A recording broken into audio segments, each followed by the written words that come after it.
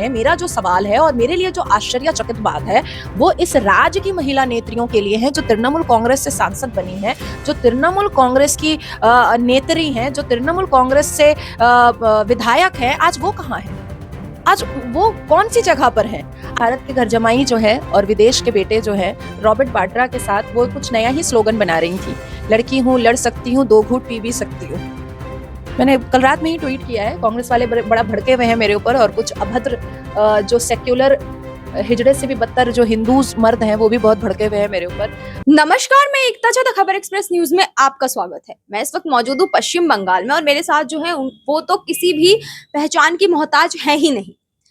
तो मैं पश्चिम बंगाल में होकर मैम आपसे ये सवाल करना चाहूंगी कि आरजी कर मेडिकल कॉलेज के केस को जो है वो सिर्फ धरना खेल कर क्यों निपटाया जा रहा है?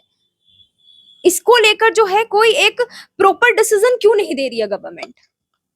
देखिए, प्रोटेस्ट अगर नहीं होता एकता तो शायद इस केस को भी आराम से छुपा दिया जाता, दबा दिया जाता, पुलिस के दल बल लाठी और एफआईआर के चिट्ठों से डरा दिया जाता।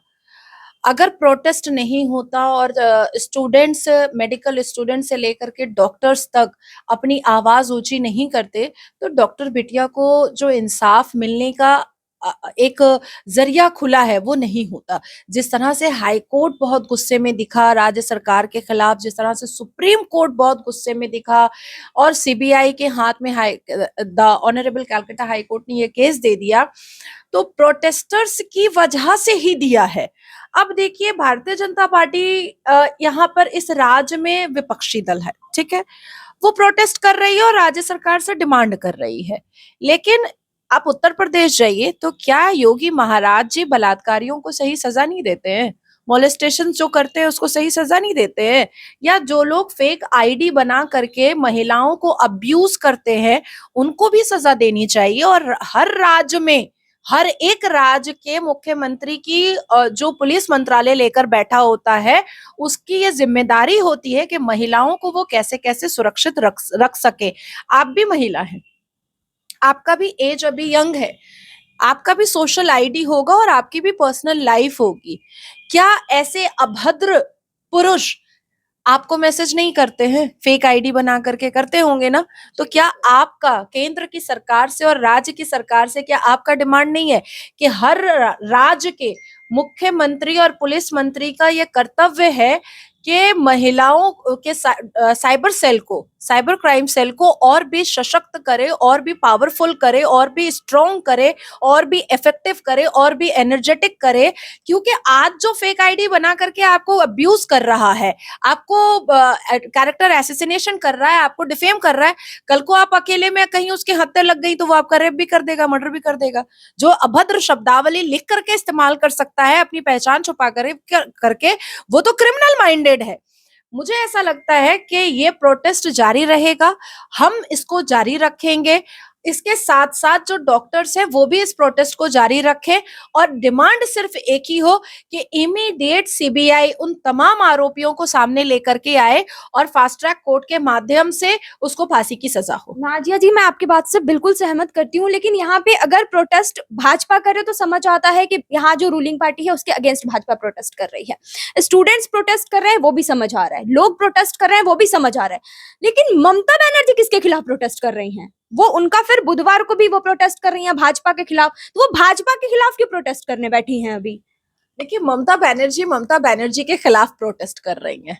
ममता Banerjee as a chief minister of waste Bengal protest पे उतरी है। Mamata Banerjee as a home minister of waste Bengal, as a health minister of waste Bengal, Mamata Banerjee ji का सवाल अब ममता बनर्जी जी से है कि मुख्यमंत्री ममता बनर्जी ये बताओ कि तुम्हारी सिविक पुलिस ने बलात्कार कैसे कर दिया। मुख्यमंत्री ममता बनर्जी ये बताओ कि तुम हेल्थ मिनिस्ट्री में इतनी फेलियर कैसे हो गई हो, तुम्हारा संदीप घोष इतना बड़ा स्कैम बाज और इतना बड़ा आरोपी कैसे निकल गया।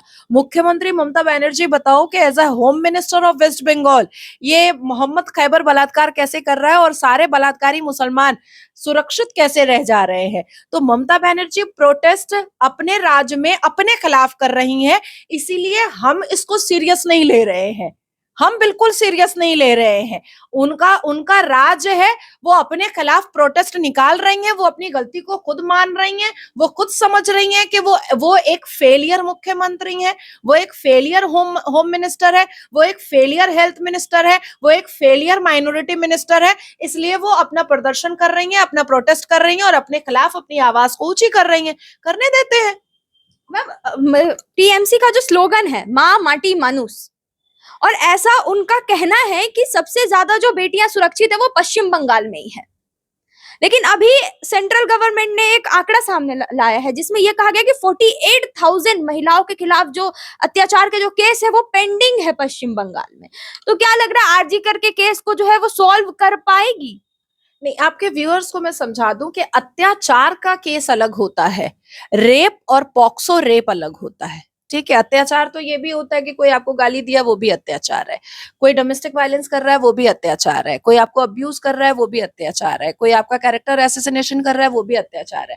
पर 48,660 केसेस जो पेंडिंग है, प्रॉपर रेप और पॉक्सो के हैं। प्रॉपर हमारे केंद्र की सरकार से 123 फास्ट ट्रैक कोर्ट का पैसा ममता बनर्जी ने उठाया है और सिर्फ 11 फास्ट ट्रैक कोर्ट एक्टिव है। अगर वो 123 फास्ट ट्रैक कोर्ट इस राज्य में चल रहे होते तो मुझे लगता है कि 48,660 केसेस कभी भी पेंडिंग में नहीं होते। द थर्ड थिंग इज, और बहुत ही इंपॉर्टेंट है जो आपके व्यूअर्स को समझना चाहिए, कि जितने भी पब्लिक प्रोसिक्यूटर हैं उनका स्क्रूटनी होना चाहिए कि आखिर पॉक्सो के जुवेनाइल रेप केस में जो बलात्कारी अरेस्ट होते हैं उनको बेल कैसे मिल जाता है। जो 376 जो पहले की धारा थी उसमें जो बलात्कारी अरेस्ट हो रहे थे उनको एड इंट्रीम बेल या एक्यूटर्ल या उनको रेमिशन ग्राउंड पे बेल कैसे मिलता है। कुछ जाहिल जपट लोग ये भी कहते हैं कि रेमिशन ग्राउंड पर बेल वो होता है जब जब बलात्कारी एक्यूज जो है वो पूरा सजा खट के आया है। नहीं, पूरा सजा खटकर आया है उसके बाद उसको रेमिशन ग्राउंड पर बेल मिल रहा है, ऐसा कभी नहीं हो सकता। रेमिशन ग्राउंड होता है माफी पर, अच्छे व्यवहार पर, अच्छे चरित्र पर उसको बेल मिला है। This is called remission ground bail. Otherwise वो एक्यूटल होगा या फिर प्रॉपर बेल होगा, उसमें एक वर्ड नहीं लिखा रहेगा रेमिशन ग्राउंड। और मैं उन जाहिल लोगों को बता देना चाहती हूं कि इसी रेमिशन ग्राउंड पर बिल्किस बानो के आरोपियों को छोड़ा गया था, जिस पर सर्वोच्च न्यायपालिका में जाकर के फिर गुहार लगाया गया कि ऐसे बलात्कारियों को खुली हवा में नहीं छोड़ना चाहिए। और मैं अग्री करती हूँ कि वाकई में बिल्किस बानो के जो आरोपी थे उनको खुली हवा में नहीं छोड़ना चाहिए, क्योंकि बलात्कारी मानसिकता के जो लोग होते हैं वो ऐसे बलात्कारियों को खुली हवा में देख करके उनको प्रोवोकेशन मिलता है कि जब वो छूट के आ गया तो हम भी छूट करके आ जाएंगे। और वो दोबारा उसका रेमिशन ग्राउंड कैंसिल हुआ और वो फिर दोबारा जेल चला गया। तो कुछ जाहिल चपट लोग होते हैं जो अपने आप को बहुत बड़े साइंसदान समझते हैं, न्यूटन समझते हैं, वो कहते हैं कि रेमिशन ग्राउंड का मतलब होता है कि सजा खट के आया। नहीं, नासिर खान जैसे रेमिशन ग्राउंड पे सजा खट करके आया है तो उसने अपने वेलफेयर ने एक चिट्ठी दिया कि उसका व्यवहार बहुत अच्छा था। हालांकि उसी केस में नासिर खान और सूजन जॉर्डन का वही केस का आरोपी कादिर खान आज भी जेल में है। तो अगर सजा पूरी हो गई थी तो उसकी भी हो जानी थी। तो मुझे ऐसा लगता है कि तेरा रेप, मेरा रेप, इस पार्टी का रेप, उस पार्टी का रेप, उस पॉलिटिकल नेता का रेप, इस पॉलिटिकल नेता का रेप, ये नहीं होना चाहिए। हम इस चक्कर में महिलाएं टूल किट क्यों बनेंगी? चीरहरण हमारा हो रहा है, कैरेक्टर एसेसिनेशन हमारा हो रहा है, कपड़े हमारे खोले जा रहे हैं और आप तेरा रेप मेरा रेप व्हाट अबाउटरी में लगे हुए हैं। अब हमारे आदरणीय प्रधानमंत्री को और गृह मंत्री को चाहिए, इवन सबसे ज्यादा जिम्मेदारी हमारे भारत के चीफ जस्टिस ऑफ भारत पर है कि उनको समझना चाहिए कि रेप की सजा सिर्फ और सिर्फ फांसी होनी चाहिए, मोलेस्टेशन की सजा कम से कम भी तो 7 साल की होनी चाहिए, ईव टीजिंग की सजा कम से कम 1 साल होनी चाहिए और फेक आईडी बना करके महिलाओं को अब्यूज करने वालों की सजा एक तो 24 घंटे में उसको अरेस्ट करें और उसको कम से कम भी तो 7 महीने के लिए जेल की सलाखों में भेजना चाहिए।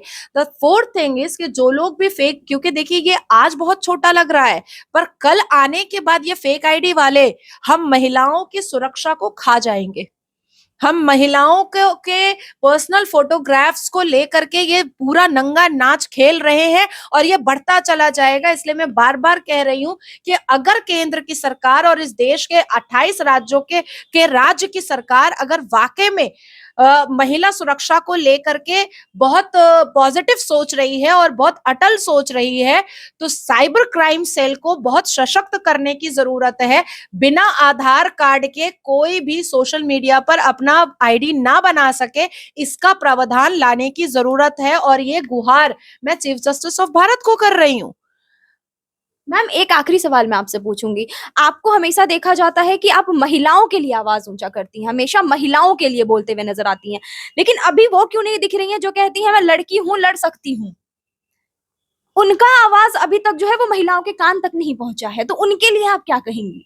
परसों रात को मैंने ट्वीट किया है, लंदन में अपने हमारे भारत के घर जमाई जो है और विदेश के बेटे जो है रॉबर्ट वाड्रा के साथ वो कुछ नया ही स्लोगन बना रही थी, लड़की हूँ, लड़ सकती हूँ, 2 घूंट पी भी सकती हूँ। मैंने कल रात में ही ट्वीट किया है। कांग्रेस वाले बड़ा भड़के हुए हैं मेरे ऊपर और कुछ अभद्र जो सेक्युलर हिजड़े से भी बदतर जो हिंदू मर्द हैं वो भी बहुत भड़के हुए हैं मेरे ऊपर। मुझे आश्चर्य इस बात की है कि तृणमूल कांग्रेस की जो महिला नेत्री और महिला सांसद है, आज वो लापता लेडीज क्यों है? आज वो कहाँ है? प्रियंका वाड्रा तो देखिए, किसी भी सिर्फ मणिपुर को छोड़ करके आप 1989 से 2024 तक में देखिएगा कि वो किसी भी महिला के लिए वो कभी नहीं कहीं पर खड़ी हुई हैं। सोनिया एंटोनियो क्यों डरती थी? जब कश्मीरी पंडित की बेटियों का नरसंहार हो रहा था तो वहां पर जाने से क्यों डर रही थी? यासिन मलिक ही कुछ कर लेता क्या? लश्कर तैयबा ही कुछ कर लेता क्या? इसलिए डर रही थी। लेकिन तो कांग्रेस की जो भूमिका रही है वो महिलाओं की सुरक्षा पर कभी नहीं रही है। अगर होती तो हमारे शाहबानों और सायरा बानों को 3 डेकेड 4 डेकेड इंतजार नहीं करना पड़ता। तो अभी क्या है कि मेरा मेरा जो प्रश्न है, मेरा जो सवाल है और मेरे लिए जो आश्चर्यचकित बात है, वो इस राज्य की महिला नेत्रियों के लिए है जो तृणमूल कांग्रेस से सांसद बनी है, जो तृणमूल कांग्रेस की नेत्री हैं, जो तृणमूल कांग्रेस से विधायक है। आज वो कहाँ है? आज वो कौन सी जगह पर है? आखिर तृणमूल कांग्रेस की बेटियां अभद्र और रिवेलिंग कपड़ों में तो आराम से घूमती हैं। तृणमूल कांग्रेस के नेता नेत्रियों की बहुएं स्विमिंग कॉस्ट्यूम में उछलती कूदती नजर आती हैं। मतलब बलात्कार जैसे घिनौने अपराध सिर्फ हम जैसी लड़कियों के लिए है लिखा हुआ? उनको पता है कि वो अपनी बेटियों को, अपनी बहुओं को इतनी सिक्योरिटी में रखे हैं कि उनके साथ कुछ नहीं हो सकता है, लेकिन अपने गुंडों को, अपने मुसलमान लफंदरों को उन्होंने छोड़कर रखा हुआ है कि मासूम बच्चियों का तुम रेप करो। आज ममता बनर्जी का हमें रेजिग्नेशन इसलिए भी चाहिए क्योंकि उनके सिविक पुलिस ने रेप किया है और किसी ने नहीं किया है। सिविक पुलिस ने रेप किया है, जिसके गाड़ी में स्टिकर कोलकाता पुलिस का था, जिसके शर्ट पर बैच कोलकाता पुलिस का था, जो विनीत गोयल कोलकाता पुलिस कमिश्नर के नाम की गाड़ी चला रहा था। तो आज अगर आपका पिक पॉकेट होता है तो आप कहाँ जाइएगा? पुलिस स्टेशन जाइएगा ना। लेकिन संजय रॉय की शक्ल देखने के बाद आप पुलिस स्टेशन जा सकती हैं? आपको तो लगेगा कि भाई वहां पर भी मेरे साथ कुछ हो जाएगा। तो ये तो एक ऐसी अशांत माहौल को पैदा किया है ममता बनर्जी ने, जिसको अब बंद होना बहुत जरूरी है। और मेरा मेरा जो डिमांड है, मुझे नहीं पता किसका है किसका नहीं है, लेकिन मेरा जो डिमांड है, 2012 से लेकर के 2024 तक में जितने भी बलात्कारियों को एक्यूटल मिला है, एडेंट्रीम बेल मिला है, रेमिशन ग्राउंड पे बेल मिला है, सबको कैंसिल करके संजय रॉय के साथ सबको एक साथ फांसी पर चढ़ाया जाए। मैम अभी आप कह रही हैं क्या पता आपके खिलाफ फिर कल को एक नया एफआईआर आ जाए, एक नया केस दर्ज कर दिया जाए। अभी वैसे भी काफी जो है आपके पीछे लोग पड़े हुए नजर आ रहे हैं। देखिए, महिलाओं को तोड़ने का ना सिर्फ 2 हथकंडा होता है। एक कि बस कैसे भी करके उसको चरित्रहीन साबित कर दो, और महिलाएं टूटती भी हैं, कि अरे मैं उसने तो मेरे को बोल दिया कि लड़की बहुत खराब है, उसके 10 पति हैं, उसके 5 पति हैं, फलाना है, धमाका है, मैं क्या ही फायदा है, मैं क्यों समाज सुधार करूं। तो ये उनकी स्ट्रैटेजी होती है कि वो जो भी पावरफुल महिलाएं होती हैं, उन पावरफुल महिलाओं को तोड़ने का बस एक ही जरिया है कि उसका कैरेक्टर असैसिनेशन करो। लेकिन मैं पावरफुल महिला होने के साथ साथ मैं बहुत स्ट्रांग हेड भी हूं, और मैं बहुत बचपन से मेरा ये ऑरा और नेचर रहा है। मेरे मुंह पर भी अगर कोई मुझे गाली दे करके जाता है तो मैं कंप्लेन और एफआईआर 2 महीने के बाद करती हूँ, और फिर सही से करती हूँ। बाप का नाम भुलाती हूँ और छट्टी का दूध भी याद दिला देती हूँ। और जो कोई भी इन सब बारे में बात करता है कि भाई नाजिया के 5 पति हैं ना 3 पति हैं, मैं उनको वेलकम कर रही हूँ, क्योंकि जो बोल रहे हैं उनको मेरा चैम्बर भी पता होगा। तो मेरे तीनों पतियों को लेकर के मेरे चैम्बर में आ जाइए, और मैं अपनी अपनी बेटियों को, अपनी बहनों को और महिलाओं को मैं ये बोलना भी चाहूंगी कि अगर कोई भी मर्द आपका कैरेक्टर असैसिनेशन करे तो वहीं पर समझ जाइए कि वो मर्द नामर्द है। वो औरत को का कैरेक्टर असैसिनेशन करके अपने आप को मर्द साबित करने की कोशिश कर रहा है। और दूसरी चीज समझने की कोशिश करनी चाहिए कि जो मर्द औरत को बेआबरू करके अपनी मर्दानगी का सबूत देता है, अब आप सोच लीजिए कि उसकी परवरिश कैसी होगी, उसके माँ बाप ने उसकी परवरिश कैसी की होगी। क्या वो सच में अपनी माँ को भी इज्जत भरी निगाह से देखता होगा, या वो अपनी माँ के भी अंग और शरीर का साइज ही गिनता होगा? ये भी समझना जरूरी है। बहुत बहुत धन्यवाद मैम आपका। तो हमारे इस चैनल पे आप बने रहें, और आरजी कर से रिलेटेड हर एक अपडेट आपको हमारे चैनल पे मिलते रहेगी। पूरे इंटरव्यू देखने के बाद आपकी क्या राय है वो हमें कमेंट बॉक्स में जरूर बताएं। वीडियो को लाइक करो और चैनल को सब्सक्राइब करना बिल्कुल ना भूलें।